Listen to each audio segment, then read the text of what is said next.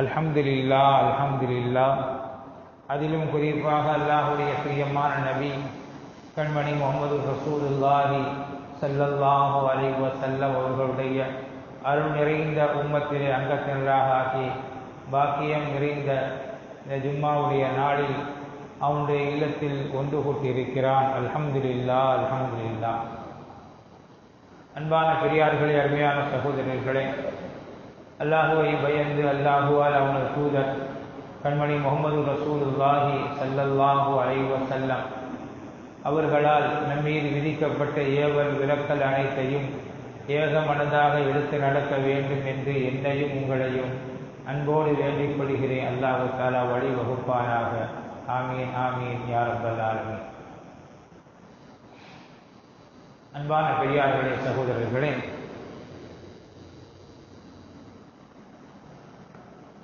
சஹாபாக்களே, ஒவ்வொரு சஹாபாக்களும் நபிகள் பெருமானார் ஸல்லல்லாஹு அலைஹி வஸல்லம் அவர்களோடு பல்வேறு வகையான தொடர்புகளை வைத்திருந்தார்கள். அதிலே அனஸ் இப்னு மாலிக் ரலியல்லாஹு தஆலா அன்ஹு அவர்கள் நபிகள் பெருமானார் ஸல்லல்லாஹு அலைஹி வஸல்லம் அவர்களுக்கு 10 ஆண்டுகள் பணிவிடை ஹிதுமத்திலே இருந்தார்கள். அந்த அனஸ் இப்னு மாலிக் ரலியல்லாஹு தஆலா அவர்கள் சொன்னார்கள், நபிகள் பெருமானார் ஸல்லல்லாஹு அலைஹி வஸல்லம் அவர்கள் ஒரு நாள் கூட என்னை ஏன் இப்படி செய்தாய் என்று திட்டவில்லை, என்னை அடித்ததில்லை, என்னை மிகவும் அன்போடு நடந்து கொண்டார்கள் என்று சொல்லிவிட்டு சில ரகசிய தகவல்களை நான் இதுவரை யாரிடத்திலும் சொல்லவில்லை என்று ஒரு செய்தியை சொன்னார்கள். யா புனைய, என் பிள்ளையே, சின்ன பையனே, பொடியனே என்று சொல்லி நபிகள் பெருமானார் ஸல்லல்லாஹு அலைஹி வஸல்லம் அவர்கள் சில தகவல்களை, சில ஒழுக்க நெறிகளை சொன்னார்கள். ஒன்று, நீ வீட்டிற்குள் நுழையும் பொழுது சலாம் சொல்லு. சலாம் சொன்னால் அது உன்னுடைய வீட்டிற்கு பரக்கத்தாக அமையும். எத்தனை முறை வீட்டிற்குள் நுழைந்தாலும் சரிதான், அஸ்ஸலாமு அலைக்கும் என்று சொல்லிக்கொண்டே வீட்டில் நுழை, அது வீட்டிற்கு பரக்கத்தை உண்டாக்கும். இரண்டாவது, வீட்டிலிருந்து வெளியே வந்தால் யாரை கண்டாலும் நீ சலாம் சொல்லு. சலாம் சொல்லக்கூடிய பண்பாட்டை சின்ன வயதிலிருந்து நபிகள் பெருமானார் ஸல்லல்லாஹு அலைஹி வஸல்லம் அவர்கள் கொண்டு வருகிறார்கள்.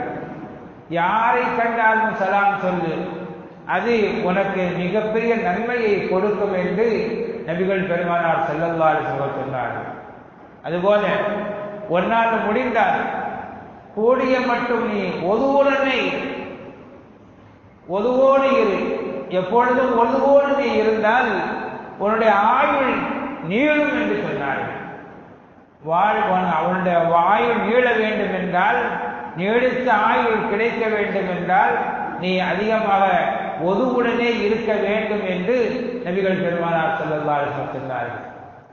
அதுபோல குளிப்பு கடமையாகிவிட்டால் நல்ல முறையாக குளி, சீக்கிரமாக குளித்து விடு. குளிப்பதை தாமதப்படுத்தாதே, சீக்கிரமாக நல்ல முறையாக எல்லா முடி கால்களிலெல்லாம் தண்ணீர் படும்படி நல்ல முறையாக நீ குளித்து விடு, அது உன் பாவத்தை எல்லாம் மன்னித்து விடும் என்றார்கள். பாவத்துக்கு மன்னிப்பு கேட்கிறதான் கேட்டிருக்கிறோம், ஆனால் குளித்தால் கூட பாவங்கள் மன்னிக்கப்படுகிறது. சீக்கிரமாக குளிக்க வேண்டும். சீக்கிரமான அவசரப்பட்டு குளிக்கிறது அல்ல. குளிப்பு கடமையாகிவிட்டால் தாமதம் செய்யாமல் சீக்கிரமாக நீ குளித்து விடு, உன் பாவத்தை எல்லாம் அது மன்னித்து விடும் என்று நபிகள் பெருமானார் ஸல்லல்லாஹு அலைஹி வஸல்லம் சொன்னார்கள். அதே போல காலையிலும் மாலையிலும் யாரை பற்றியும் உன் மனதிலே எந்தவித குரோதமும் விரோதமும் உறுத்தலும் இல்லாமல் வாழ முடிந்தால் நீ வாழ்ந்து விடு என்று சொன்னார்கள் பெருமானார் ஸல்லல்லாஹு அலைஹி வஸல்லம். காலையிலும் மாலையிலும்னா காலையில இருந்து மாலை வரை ஒரு நாள் அல்லது இரவு நேரத்திலும் கூட அடுத்தவரை பற்றிய ஒரு தவறான ஒரு சிந்தனை, அடுத்தவரை பற்றிய வயிற்று எரிச்சல், அடுத்தவரை பற்றிய சின்ன ஒரு பொறாமை உன் மனதிலே வராமல் இருந்து விடு என்று நபிகள் பெருமானார் ஸல்லல்லாஹு அலைஹி சொன்னார்கள். சொல்லிவிட்டு சொன்னார்கள், ஹாதா மின் சுன்னத்தி, இது என்னுடைய சுன்னத்து, மன் அஹ்யா சுன்னத்தி அஹப்பனி, என்னுடைய சுன்னத்தை யார் ஹயாத்தாக்குகிறாரோ, உயிர்ப்பிக்கிறாரோ, நேசிக்கிறாரோ அவர் என்னை நேசிக்கிறார். வமன் அஹப்பனி கான மஇ ஃபில் ஜன்னah, என்னை நேசிப்பவர் நாளை மறுமையிலே சொர்க்கத்திலே என்னோடு இருப்பார் என்று நபிகள் பெருமானார் ஸல்லல்லாஹு அலைஹி வஸல்லம் சொன்னார்கள். இதெல்லாம் கஷ்டமான விஷயமா? இதெல்லாம் கஷ்டமான விஷயமா? ஒருவோடு இருக்கிறது கஷ்டமான விஷயம் இல்லை, சலாம் சொல்லுவது கஷ்டமான விஷயம் அல்ல. ஆனால் அடுத்தவரை பற்றிய பொறாமை குணம், அடுத்தவரை பற்றிய வயிற்று எரிச்சல், மனது எரிச்சல் நம்மிடத்தில் இல்லாமல் இருக்கிறது ரொம்ப கஷ்டம், ரொம்ப கஷ்டம். ஏன் நம்மால் இருக்க முடியல? என்ன எதிர்பார்ப்புகள், அடுத்தவரிடத்திலே கடுமையான எதிர்பார்ப்புகள் நமக்கு இருக்கிறது. அவருக்கு நமக்கு ஏதாவது தர வேண்டும் என்று, நம்மை அவர் மதிக்க வேண்டும் என்ற நம்முடைய எதிர்பார்ப்புகள் அதிகமாகிக் கொண்டே போகின்ற காரணத்தினால் அடுத்தவரை பற்றிய வயிற்று எரிச்சல், மன எரிச்சல், குறை பார்ப்பது, இது போன்ற எண்ணங்கள் எல்லாம் நம்மிடத்தில் அதிகமாகிவிடுது. அல்லாஹ் பாதுகாக்க வேண்டும் சகோதரிகள். யாரை பற்றியும் குறை பேசிவிடக் கூடாது, யாரை பற்றியும் குறை கண்ணோட்டத்தோடு பார்த்துவிடக் கூடாது. பெருமானார் ஸல்லல்லாஹு அலைஹி வஸல்லம் சொன்னார்கள், அடுத்தவரை பற்றிய நல்ல செய்திகளை என்னிடத்திலே சொல்லுங்கள், தவறான செய்திகளை என்னிடத்திலே சொல்லாதீர்கள் என்றார்கள் ஸல்லல்லாஹு அலைஹி வஸல்லம். அடுத்தவரை பற்றிய பிளஸ், எல்லா மனிதர்கிட்டையும் பிளஸும் இருக்கும் மைனஸும் இருக்கும். நல்வாழ்க்கை என்று இருந்தால் அவரிடத்தில் லேசாவது ஒரு துர்நாற்றம் இருக்கத்தான் செய்யும் ஒவ்வொரு மனிதனிடத்திலும். அதை அவர் மறைத்து வைத்திருப்பார். அந்த மறைத்த செய்திகளை கூட வெளிப்படுத்தி காட்டாதீர்கள், வெளியே கொண்டு வராதீர்கள். இன்னைக்கு ஒருவருடைய அசிங்கமான பக்கத்தை, தவறான பக்கத்தை வெளியே கொண்டு வருவதிலே எல்லா பேரும் முனைப்பா இருப்பாங்க, மீடியாக்கள் கூட முனைப்பா இருக்காரு. அவர் நல்லது செஞ்சா எதுவும் வெளியே வர்றதில்லை. ஒரு தவறான ஒரு பொல்லாத காரியத்தை அவர் செய்து விட்டார், ஒண்ணு அவருக்கு தனக்குத்தானே தீங்கிழைத்துக் கொண்டால் அவர் பாடு அல்லா பாடு. அது சமுதாயத்திற்கு தீங்காக இருந்தால் வெளியே சொல்லலாம், தப்பில்லை. நான் செய்யக்கூடிய ஒரு குற்றம் எனக்கு நானே எனக்கு இழைக்கக்கூடிய குற்றமாக இருந்தால் என்பாடு அல்லா பாடு, அதுபோல உங்கள் பாடு அல்லா பாடு. அதை பற்றி நாம் பேச வேண்டிய அவசியம் இல்லை. ஆனால் பிறருக்கு இதே இன்னும் நான் செய்யக்கூடிய குற்றம் ஒரு சமுதாயத்திற்கோ அடுத்தவருக்கோ ஊறு விளைவிக்கக்கூடிய குற்றமாக இருந்தால் அதை வெளியே சொல்லலாம், தப்பில்லை. அதனால் அவர் திருந்த வேண்டும் என்பதற்காக வேண்டி வெளியே சொல்லலாமே வெளியே அதை பித்னா பண்ணுவதற்காக வேண்டி அல்ல. உலகமே இன்னைக்கு பித்னா பிடித்த உலகமாக போய்விட்டது. பெருமானார் ஸல்லல்லாஹு அலைஹி வஸல்லம் சொன்னார்கள், அதிகமான பேச்சுக்கள் இருக்கிறது, அது சந்தேகத்திற்குரிய பேச்சுக்கள் இருக்கிறது, மிகப்பெரிய பாவம் என்றார்கள் ஸல்லல்லாஹு அலைஹி வஸல்லம்.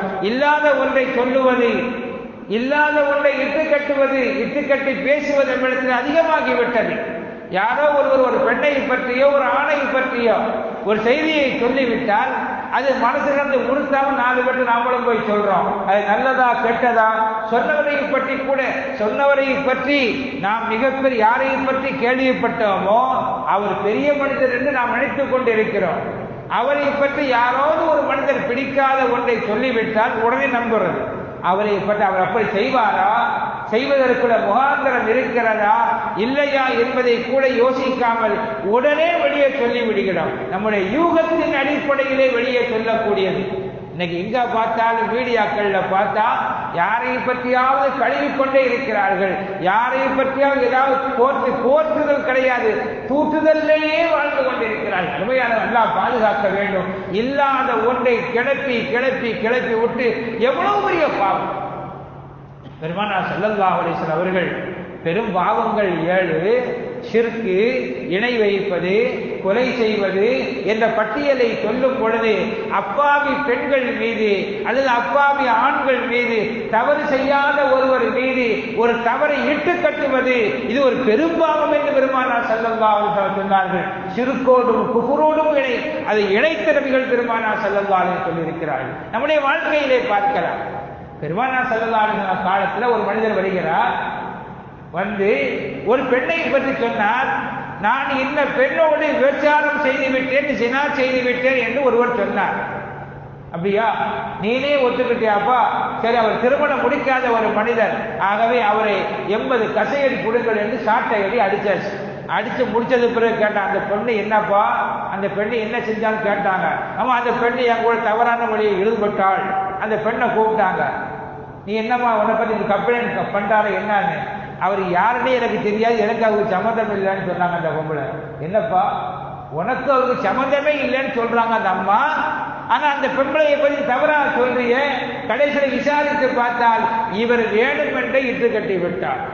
அதனால் ஸல்லல்லாஹு அலைஹி வஸல்லம் அவர்கள் இட்டு கட்டியதற்காக வேண்டி திருப்பி அவர் 70 அடி அடிங்கன்னு சொன்னாங்க. ஸல்லல்லாஹு அலைஹி வஸல்லம் திருப்பி அடிக்க சொன்னார்கள் ஸல்லல்லாஹு அலைஹி வஸல்லம் அவர்கள். காரணம், அல்லாஹ் குர்ஆன்ல சொல்லித் தர்றான், ஒருவரை தவறான ஒரு பொய்யை ஒருவர் மீது இட்டு கட்டி விட்டால், பாவமான காரியத்தை இட்டு கட்டி விட்டார் என்றால் அவரை 4 பேருக்கு 4 சாட்சிகளை கொண்டு நிரூபிக்க வேண்டும். தவறான ஒரு செய்தியை சொல்றோம்னா 4 சாட்சி இருக்கணும். சாட்சியை கொண்டு நிரூபிக்கவில்லை என்றால் அவரை 4 பக்கம் சந்தையில வச்சு அடிக்கணும். அடிக்கிறத 4 பேர் பார்க்கணும். அதற்கு பிறகு அவருடைய சாட்சியை ஏற்றுக்கொள்ளக் கூடாது. யாரை அடிக்கப்பட்டதோ இன்னைக்கு தப்பிச்சுக்கலாம், எங்களை அடிக்க முடியாது, அரசாங்கத்துடைய சட்டத்தில் நம்ம பாதுகாப்பு இருக்கிறது என்று சொல்லலாம். ஆனால் அல்லாஹ்வுடைய பாதைகளை யாரும் தப்பிக்க விட முடியாது. சஅத் இப்னு அபீ வக்காஸ் ரலியல்லாஹு தஆலா அன்ஹு அவங்க கூஃபா நகரத்திற்கு ஆளுநராக அனுப்பப்பட்டாங்க உமர் நாயகத்துடைய காலத்தில். உமர் நாயகத்திலே வந்து இந்த சஅத் நாயகத்தை பிடிக்காத சிலர்கள் கம்ப்ளைண்ட் பண்றாங்க, வந்து அவர் ஒழுங்கா தொழுவதில்லைன்னு. யாரு? சஅத் நாயகம் சஹாபி, அவர்களை பற்றி சில கம்ப்ளைண்ட் பண்றாங்க, இவர் ஒழுங்கா தொழுவதில்லைன்னு. அப்படியா, சரி விடுங்கன்னு சொல்லி ஒருவரை அனுப்பி போய் விசாரிச்சுட்டு வாங்க, அங்க உள்ள கதை என்ன நடக்குதுன்னு பார்ப்போம் என்று சொன்னார்கள். ஒவ்வொரு இடமா போய் விசாரிக்கிறாங்க, ஒவ்வொரு பள்ளியாக.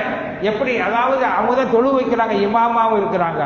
ஆளுநர் தான் சட்டப்பிரகாரம் ஊர் தலைவர் தான் இமாமா இருக்கணும். ஊர் தலைவர் தான், அவங்க தான் தொழு வைக்கணும். தொழு வைக்க தகுதி, தொழு வைப்பதற்கு தகுதி உள்ளவர்கள் தான் இமாமாக வர முடியும் மார்க்க சட்டத்தின் பிரகாரம். இன்னைக்கு அது முடியாது அப்படி என்பதனால நம்ம மாற்றி வச்சிருக்கிறோம், அதோட டிபார்ட்மெண்ட்டை பிரித்து வச்சிருக்கிறோம். இருக்கட்டும் சகோதரர்கள். அப்போ ஒவ்வொரு பள்ளியாக சென்று விசாரிக்கிறார்கள் அவர்களை பற்றி, சாதனாளிகள் அவர்களை பற்றி நிறைவான செய்திகளை சொல்லுகிறார்கள். ஆனா கடைசியில ஒரு ஆள் மட்டும் தவறா சொன்னார். என்ன, பல பேர்த்த கேட்டதுல ஒரே ஒரு ஆள் மட்டும், அவங்க போருக்கு ஆள் அனுப்புனோம்னா அவங்க போர் படைகளோட அவங்க போறதில்லை. ஒண்ணு. ரெண்டாவது, அந்த பங்கு பிரிச்சு கொடுக்கிற கட்டத்தில் சரியா பங்கு பிரிச்சு கொடுக்க மாட்டாங்க, சரியான பங்கு பெற்று கொடுக்கறது இல்லை அப்படிங்கிற கம்ப்ளைண்ட் சொல்லப்பட்டது. இதை வந்து உமர் நாயகத்தில் வந்து சொன்னாங்க. இதை போல் நான் எல்லா இடங்களிலும் விசாரித்தேன். சஅத் இப்னு அபீ வக்காஸ் ரலியல்லாஹு அன்ஹு அவர்களை பற்றி நிறைவான செய்திகளைத்தான் மக்கள் சொல்லுகிறார்கள். ஆனால் ஒரே ஒருவர் மட்டும் இப்படி சொன்னார். அப்படியா, உடனே கூட்டு வாங்கன்ட்டாங்க. கூட்டு வர சொன்னாங்க. கூட்டு வந்து விசாரிக்கப்பட்டது. என்னப்பா, நான் அப்படிலாம் செய்யலை, சரியாத்தான் நடக்கிறேன் அப்படின்னு சொன்னாங்க.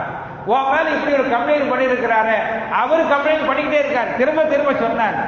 சஅத் நாயகம் அவர்கள் சொன்னாங்க, புகாரில வரக்கூடிய செய்தி, இவர் சொல்லுவது உண்மையாக இருந்தால், உண்மை இல்லை எனக்கு நல்ல தெரியுது, அவர் என் மேல் தேவையில்லாமல் பழியை சுமத்தி இருந்தால் யா அல்லாஹ் அவருக்கு வயதை நீளமாக ஆக்கு. எப்படி துஆ நல்லா இருக்குல்ல? என் மேல் அவருக்கு செய்த குற்றச்சாட்டு, என் மேல் அவர் செய்த குற்றச்சாட்டு பொய்யாக இருந்தால் அவருக்கு வயதை நீளமாக ஆக்கு, அவருக்கு நிறைய நோய்களை கொடு. இரண்டாவது பாயிண்ட். மூணாவது, பல முசீபத்துகள் அவரை அவர் மேல சாட்டு என்று அவர் துஆ செய்கிறாங்க. அதே போல அந்த மனிதர் யார் இட்டு கட்டினாரோ அந்த மனிதர், இல்லாத ஒரு பொய்யை சொன்ன மனிதர் கடைசி வெகு நாள் வாழ்ந்தான். கடைசி காலத்திலே கண்ணை எவை மூடி விட்டு முன்னாடி யாரு வர்றான்னு தெரியல. விளையாட்டுக்குள்ள மாதிரி ரோட்ல வர பொம்பளைகள் எல்லாம் கையை பிடிச்சி இழுக்க ஆரம்பிச்சார். ரோட்ல வர பொம்பளைங்களை கையை பிடிச்சி ஆடையை பிடிச்சி இழுக்க ஆரம்பிச்சாரு. அதனால ரோட்ல பல பேர்த்து அடிவாங்க. அவர் வேணும்னு செய்யல, ஏதோ அவரு குத்தி தடுமாறி அவர் செய்கிறார், அடி வாங்குகிறார். அவர் சொன்னாராம், சாதநாயகத்துடைய அந்த சாபம் நான் செய்த குற்றத்திற்காக வேண்டி அன்னைக்கு அவங்க விட்ட சாபம் என் மேல் பலித்து விட்டது, அதனுடைய தண்டனையை நான் அனுபவித்துக் கொண்டிருக்கிறேன் என்று அவர் சொன்னார். உண்மையான பெரியார்களே, சகோதரிகளே, இந்த மாதிரி நம்மால் பாதிக்கப்பட்ட ஒரு மனிதர் அவர் ஒரு வார்த்தையை சொல்லிவிட்டால் அதனுடைய பாதிப்பு அவரையும் சாரும் சந்ததிகளையும் சாரக்கூடியதாக இருக்கும். அதனால பிறர்களுடைய துன்பத்தை கண்டு நாம் சந்தோஷப்படக்கூடாது, யாருடைய துன்பத்தை கண்டு சந்தோஷப்படக்கூடாது. கூடிய மட்டும் ஒருவர் குறை செய்தார், ஒரு தவறு, கொலை அல்ல, தவறு செய்து விட்டால் அந்த தவறை மறைக்க பார்க்க வேண்டும். மன் சத்தர முஸ்லிமன் சத்தரல்லாஹு அல்லாஹு தஆலா யௌமல் கியாமா. ஒரு மூமின் செய்த குற்றத்தை, ஒரு தவறை, ஒரு பிழையை ஒருவர் மறைத்தார் என்றால் அல்லாஹு தஆலா மறுமை நாளிலே இவர் செய்த குற்றத்தை அல்லாஹு தஆலா மறைப்பார். நமக்கெல்லாம் மறைக்கணும்னு ஆசை இருக்கா, அல்லது வெளியே பகிரங்கமா போட்டு காட்டணும்னு ஆசை இருக்கா? இங்கே 4 பேர்கள், அங்கே மறுமையில் அந்த மாதிரி யார்த்தையும் மறைக்க முடியாது. யார் ஒரு சின்ன ஒரு பொருளை திருடி இருந்தாலும் சரிதான், ஒரு பொருளை திருடி இருந்தால் ஹதீஸிலே வருகிறது, அந்த பொருளை தோல்ல தூக்கி போட்டு வருவார். ஒரு ஆடை திருடி இருந்தால் அந்த ஆட்டை தோல்ல போட்டு வருவார். ஒரு மாட்டை திருடி இருந்தால் மாட்டை தோல்ல போட்டு வருவார். ஒரு சாட்டையை திருடி இருந்தால் அதை தோல்ல போட்டு வருவார். ஒரு 10 ரூபாயை திருடி இருந்தால் அதுல கையில தூக்கிட்டு வருவார். அது வரும்போது சும்மா வராது. நான் இந்த இன்னாருக்குரியது, இந்த மனிதனுக்குரிய காசை இவன் திருடிட்டான் என்று கூட்டத்தில் அது சொல்லிக்கொண்டே வரும் நபிகள் பெருமானார் ஸல்லல்லாஹு அலைஹி வஸல்லம் சொன்னார்கள். இது தனி மனிதனுடைய சொத்துக்கு மாத்திரமல்ல, பொது சொத்துக்கும் அப்படித்தான். பொது சொத்தாக இருந்தாலும் சரிதான், அது அல்லாஹ்வுடைய சொத்து. அது பொது சொத்து தமிழ்ல ஒரு பழமொழி சொல்லுவாங்க, சிவன் சொத்து குலம் நாசம். தமிழ்ல ஒரு பழமொழி உண்டு, சிவன் சொத்து குலம் நாசம். அடுத்தவருடைய சொத்தை திருடிவிட்டால் அதுக்கு மறுமையில தண்டனை. இங்க ஓடி பிரச்சனை, அந்த அல்லாஹ் அவங்க மன்னிப்பு கேட்டு விட்டுடலாம், மறுமையில பிரச்சனை இருக்குது. ஆனா துன்யாவிலே தண்டனை இருக்கிறது. அதே போல ஆனால் இது அடுத்தவர் சொத்தெல்லாம் பொது சொத்தை திருடிவிட்டால் அந்த காசு நம்ம வீட்டுக்கு வந்துச்சுன்னா நம்ம வீடு பறக்கட்டு போயிடும், வீட்டிற்கு கூடிய எல்லாம் போயிடும், வறுமையிலே பீடிக்கப்படுவார்கள். அதனால எத்தனையோ பேர்கள் பொது சொத்தை கையாளக்கூடியவர் ரொம்பவும் ஜாக்கிரதையாக பரிமாற வேண்டும். பொது சொத்தை கையாளக்கூடியவர்கள் ரொம்ப ஜாக்கிரதையாக இருக்க வேண்டும். நம்ம காசு 10 ரூபாயோ 100 ரூபாயோ அதுல போயிட்டாலும் பரவாயில்லை, அந்த காசு ஒரு 10 ரூபாய் நம்ம காசோடு சேர்ந்து விடக்கூடாது. சேர்ந்து விட்டால் இருக்கிற காசு சேர்ந்து போயிடும், இருக்கிற குலம் நம்ம குலம் கோத்திர எல்லாமே போயிடும். அல்லாஹ் பாதுகாக்க வேண்டும் சகோதரிகளே. ஆக இது போல எத்தனையோ நிகழ்வுகள் நம்மிடத்தில் இருக்கிறது. ஒருவரை பற்றி தெரியாமல் அவன் திருடன், அவன் அப்படி செஞ்சுட்டான் இப்படி செஞ்சுட்டான் சொல்லிட்டு நிறைய நம்ம போட்டு விடுறது இருக்குது. அடுத்தவருடைய மானத்திற்காக வேண்டி நாம் பொறுப்பேற்க வேண்டி வரும். பெருமானார் ஸல்லல்லாஹு அலைஹி வஸல்லம் சொன்னார்கள், முஃப்லிஸ்னா யாரு தெரியுமா? ஓட்டாண்டினா யாருன்னு தெரியுமா? ரசூலுல்லாஹ் சொல்றாங்க, ஓட்டாண்டினா யாரு தெரியுமா? யார் ரசூலுல்லாஹ், கையில காசு நிறைய வச்சிருந்து எல்லாத்தையும் இழந்தவன் தான் ஓட்டாண்டி. அவன் ஓட்டாண்டி இல்லப்பா, இன்னொரு ஓட்டாண்டியை நான் சொல்றேன், நிறைய நன்மைகளோடு வருவான், தொழுத நன்மைகள் நிறைய வைத்து இருப்பான், நோன்பு வைத்து நிறைய நன்மைகளை வைத்து இருப்பான், ஜக்காத்தை கொடுத்து நிறைய நன்மைகளோடு தலையில தூக்கி கொண்டு மறுமை நாளிலே வருவார். வரும்பொழுது ஒரு ஆள் வந்து சொல்லுவாரு, என்னாரு என்னை பற்றி தவறாக பேசிவிட்டார். அப்படியா? இங்க ஒன்றுமே செய்ய முடியாது, மன்னிப்புலாம் அங்க கேட்க முடியாது. மன்னிப்பு கேட்கல இங்கே கேட்க வேண்டியதுதான். மௌத்தா போனதுக்கு பிறகு மன்னிப்பு கேட்க முடியாது. அவருக்கு என்னப்பா செய்ய போற, பேசிட்டு வேற என்ன செய்ய முடியும்? ஒரு நன்மையை கொடு என்று அல்லாஹ் தஆலா சொல்லுவான். என்னுடைய பொருளை அவர் கையாளி விட்டார், அப்படியே அவருடைய பொருளை கொஞ்சம் கொடுத்து விடு, கொடுக்க வேண்டியதுதான். இப்படியே தான் ஒவ்வொன்றா கடைசியில் இவர் நன்மைகளை எல்லாம் இழந்து ஒன்றுமில்லாமல் நிற்பார்.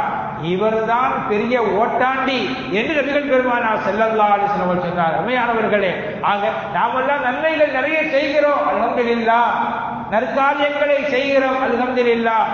ஆனால் பிறர்களுடைய குறைகளை நாம் துருவி துருவி ஆராய்ந்து கொண்டிருக்கிறோம். அல்லாஹ் பாதுகாக்க வேண்டும். நமக்கு அந்த வேலை இல்லை. அந்த சிபிஐ வேலை இருந்து கொடுத்தாங்கன்னு சொன்னா நாம பார்க்கலாம், ஒருவரை துப்பறியக்கூடிய வேலை அல்லது வேற ஏதாவது வேலை நமக்கு அந்த மாதிரி பொறுப்பு கொடுக்கப்பட்டிருந்தால் அது போல செய்யலாம். இல்லை என்று சொன்னால் ஒரு மூமியினை மரியாதை கொடுக்க வேண்டும், ஒரு மூமியினை காப்பாற்ற வேண்டும். ஒருவர் மாட்டிக்கொண்டாலும் சரிதான், அவர் எப்படி காப்பாற்றணும் தான் பார்க்கணுமே ஒழிய கூடிய மட்டும் மாட்டி விட்டுட்டு நம்மளால முடிஞ்ச சேவை செஞ்சுட்டு போவோம் என்று சொல்வது அது ஒரு மூமியினுக்கு அழகான காரியம் அல்ல. அன்பான பெரியார்களே, சகோதரிகளே, அல்லாஹ் தஆலா அருள்மறையிலே சொல்றான், வலா தக்ஃபு மா லைஸ லக பிஹி இல்ம். உனக்கு தெரியாத ஒன்றை தேவையில்லாத விஷயத்திலே நீ தலையிடாதே. தெரியாத ஒரு விஷயத்திலே தலையிடாதே, தேவையில்லாத விஷயத்திலே தலையிடாதே. உனக்கு எதை பற்றி அறிவில்லையோ, உனக்கு பொறுப்புகள் இல்லையோ, பொறுப்பில்லாத விஷயத்தில் அடுத்தவரை எப்படி தலையிடாதீர்கள். தலையிட்டால் தேவையில்லாமல் நீங்கள் மாற்றிக்கொள்ளுவீர்கள். அது பெரியவர்களுடைய விமர்சனமாக இருந்தாலும் சரிதான், பெரியார்களை பற்றி விமர்சனம் செய்வர்களாக இருந்தாலும் சரிதான், தேவையில்லாத விஷயங்களை தலையிடக்கூடாது.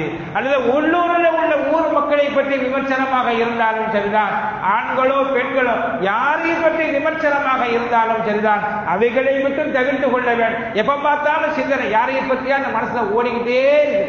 ஒரு சம்பவம் பெருமானார் ஸல்லல்லாஹு அலைஹி வஸல்லம் சொன்னாங்க, இப்ப ஒரு மனிதர் வருவாரு, சொர்க்கவாசி யாராவது பார்க்கணும்னு நினைச்சு அவரை பார்த்துக்கோங்க ரசூல் ஸல்லல்லாஹு அலைஹி வஸல்லம் சொன்னாங்க. ஒரு மனிதர் வந்தான், வந்துட்டு அவங்க போயிட்டாங்க, இவன் வந்து உட்கார்ந்துட்டான், முடிச்சு. மறுநாள் சொன்னார்கள் பெருமானார் ஸல்லல்லாஹு அலைஹி வஸல்லம், சொர்க்கவாசி ஒருவரை பார்க்க வேண்டும் என்று யாராவது ஆசைப்பட்டால் இப்போது ஒரு மனிதர் வருவார், அவரை நீங்கள் பார்த்துக் கொள்ளுங்கள் என்றார்கள். அப்பவும் ஒரு மனிதர், ஒரே ஆள் தான் வர்றாங்க, 3 நாளா வர்றாங்க. இப்னு ரலியல்லாஹு தஆலா அவங்க அந்த சஹாபியுடைய வீட்டுக்கு போனாங்க. நான் எங்க வாப்பாட்ட கொஞ்சம் சண்டை போட்டுக்கிட்டேன், வீட்டில் கொஞ்சம் பிரச்சனை ஆயிடுச்சு, அதனால உங்க வீட்டில் ஒரு 2-3 நாளைக்கு தங்கலாமான்னு கேட்டாங்க. தாராளமா தங்கலாம். இன்னைக்கு நம்ம வீட்டுல தங்க வைக்க முடியாது, அண்ணன் தம்பியை தங்க வைக்க மாட்டாங்க, வாப்பா அம்மாவை தங்க வைக்க மாட்டாங்க. வீட்டுல 1000 பிரச்சனை ஓடிக்கிட்டு இருக்கு. பெரியப்பா சின்னப்பா வீட்டு தங்க வைக்கிறது நிறைய பிரச்சனை ஓடிக்கிட்டு இருக்கு. கூட சகோதரர்களை தங்க வைக்க முடியல, அண்ணன் தம்பியை தங்க வைக்க முடியல, நண்பர்களை தங்க வைக்க முடியல. உடனே இவங்களும் சேட்டை பண்ணிடுறாங்க, அது வேற விஷயம். அவங்களும் நம்பகரம் இல்லாத ஒரு நிலை ஆகி போயிடுச்சு. என்ன செய்ய முடியும்? அப்போ சொன்னாங்க, தாராளமா எங்க வீட்டுல தங்க, நான் சாப்பாடு தர்றேன்னு தான். சாப்பாடு கொடுத்தா போதும், வேற என்ன வேணும்? 3 நாள் கழிச்சு 3 நாளா பார்க்கிறாங்க, அந்த குறிப்பிட்ட சஹாபி, சொர்க்கவாசி என்று அறிவிக்கப்பட்ட சஹாபி ஏதாவது பெரிய நன்மையான காரியங்களை செய்கிறார்களா இல்லை யோசிச்சு பார்க்கிறாங்க. ஒரு நன்மையான காரியங்களை செய்கிற மாதிரி தெரியல. கடைசி வாயை விட்டு சொல்லிப்பட்டாங்க, நான் எங்க வீட்டுல சண்டையெல்லாம் போடல, ஒன்னும் பிரச்சனை மனக்கசப்பெல்லாம் ஒண்ணு இல்லை. பெருமானார் ஸல்லல்லாஹு அலைஹி வஸல்லம் அவர்கள் உங்களை பற்றி இப்படி ஒரு வார்த்தையை சொன்னார்கள், சொர்க்கவாசியை பார்க்க நாடினால் நீங்கள் இவரை பார்த்துக் கொள்ளுங்கள் என்று ஸல்லல்லாஹு அலைஹி வஸல்லம் சொன்னார்கள். அப்போ நீங்க உங்கள்கிட்ட என்ன நன்மை அப்படி இருக்கும், நல்லவர்கள் சொல்றாங்களே, எந்த நன்மை இருக்கும் என்பதை நான் சோதிப்பதற்காக வேண்டி வந்தேன், பார்ப்பதற்காக வேண்டி வந்தேன், நானும் அந்த அமலை செய்ய வேண்டும் என்று வந்தேன் என்று சொன்னார். அப்படியா? எங்கிட்ட அப்படி ஒன்று பெருசா ஒரு அமல் ஒண்ணு இல்லையே. அந்த அவங்க எப்படி ஆளா இருக்கிறாங்க? அப்படியா? என்ன பற்றி சொல்றாங்களா?